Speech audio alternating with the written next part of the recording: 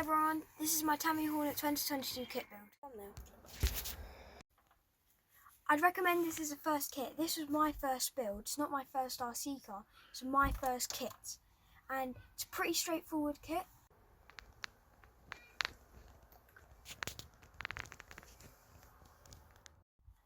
Some struggles I had with the kit was stretching the rubber over the wheels. I need to ask some help because it was quite a strong job.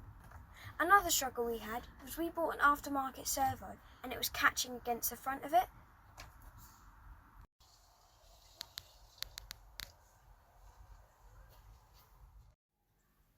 Some upgrades you could have were some metal ball bearings. It would make the car run a lot freer. And another one, there's a hop-up motor.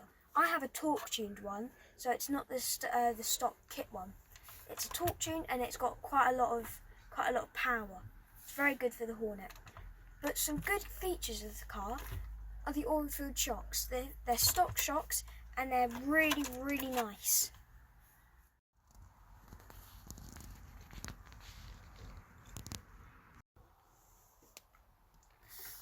I'll catch you in a second when we go run this thing.